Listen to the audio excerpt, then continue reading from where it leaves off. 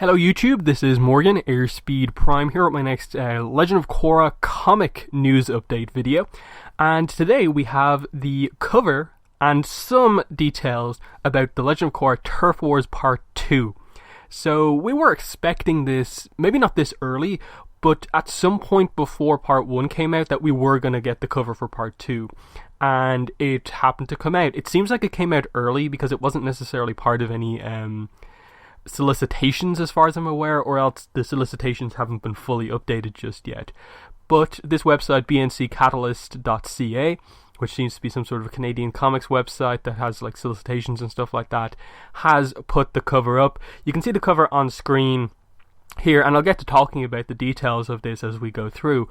But the details that came with this are basically just that they are reporting that January 30th, 2018 is going to be the release date for this book, which is a Tuesday, which is expected from these sort of early solicitations. You go back 13 days and we get the estimated comic book store, the earliest release date of this book as being January 17th, 2018. Now, that's a long time away, in that that's 7 months or so after the release of Turf Wars Part 1. And I get we have a new creative team and stuff like that, and because this is such an early solicitation, is that date correct? But that is much, much, much further into the future than I expected. And if, as people are speculating and people continue to be worried about, Avatar comics are not coming out because of Korra Comics, and like they're basically taking up the slots of the Avatar comics, having the Korra comics going to like effectively take like a complete year to like get all of the books out is a little bit of a problem, and that just means like we're going like a year or two basically without knowing like a new Avatar comic. Now that's obviously just speculation right now. We don't exactly know what they're doing with Avatar comics. They could announce a new series at any point, but we just don't know right now. But definitely just knowing that like, okay, so June like 20th, which is the release date for the Turf Wars, and then it's January like 17th, so basically the 20th. It is like 7 months later. That's a long wait. Now, is it going to be another 7-month wait between Part 2 and Part 3 of Turf Wars? I'm not sure.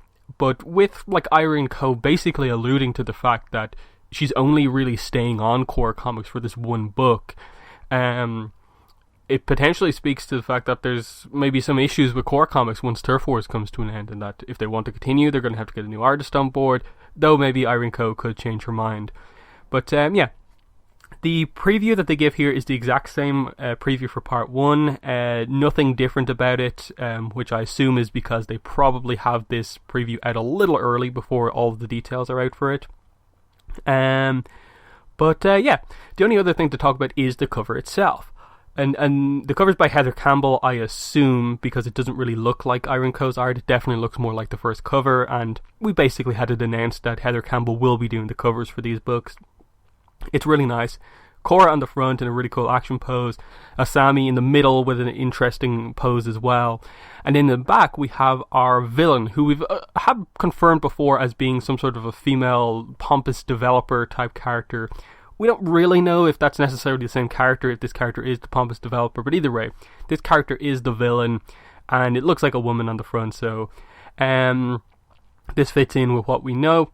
The interesting thing, though, as people have pointed out, with the criticism of like, what's up with her nose, is that she seems to be either disfigured in some way, and this is just some unusual way of showing burns, or more likely, given the plot point of Turf Wars, she's been partly taken over by a spirit, kind of like Yao from the Beginnings episodes, in that you saw, like, he basically revealed that a spirit jumped into him, nearly killed him, but left him before he was killed, and because of that, he is part kind of tree, because a tree spirit obviously took him over.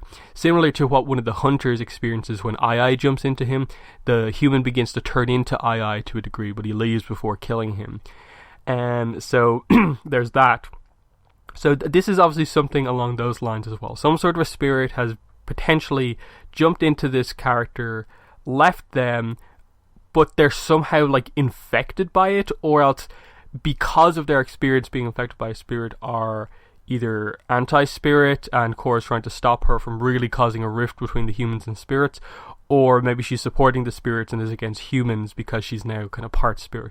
It's hard to know exactly what's going on here, but we know the human spirit conflict is going to be a key part, and if this character is indeed the pompous developer, her kind of controlling the spirit portal and causing issues with that fits into the character. The fact there's a lot of fire around speaks to the fact is this character maybe a firebender, or is this just that she and the triads have caused a lot of issues in terms of like setting things on fire, stopping the city from recovering effectively after what happened at the end of book 4.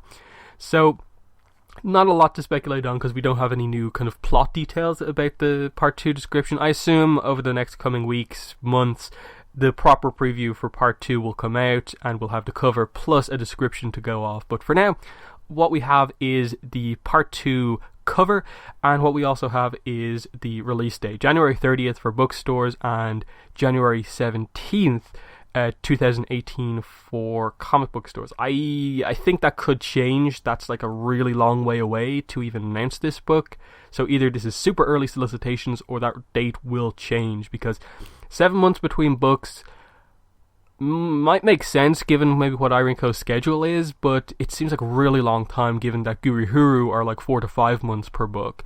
But again, it's a different artist. It very well could take longer. I just hope Avatar Comics are not affected by Korra Comics all that much, and that we do get the announcement of the next Avatar series sooner rather than later. Final thing I'll point out is just that I woke up this morning and saw that this was posted, and everyone was like, what are your thoughts on the cover? And no one posted a source to where this came from. No one mentioned anywhere where the cover came from, the source of this information, and most importantly, I think, no one mentioned the release date. No one mentioned that there was a release date tied to this cover. And I think that is the most like frustrating aspect of this, in terms of other people in the fandom reporting on these type of things. In that, I thought this was just a cover some people found somewhere on like some server or something like that that they got into. But no, it's actually just a listing up on a site that has like most of the details, except the description is different, and I'm just kind of shocked that no one mentioned the release date along with this. So that was a little bit of a frustration. It took me a good 20 minutes of searching on Google to actually find the source of this information to eventually do this video, so I had all the details for you guys. So yeah, that's been the video. In the comments, let me know what your thoughts are on the Turf Wars Part 2 cover. Do you agree with me? Do you think that the villain is a character who has been like somewhat possessed by a spirit? What do you think their kind of goals are? And then what do you think of the release date and what that says about the schedule? Do you think it'll affect Avatar Comics or what? But that has been the video. Thanks for watching, and bye.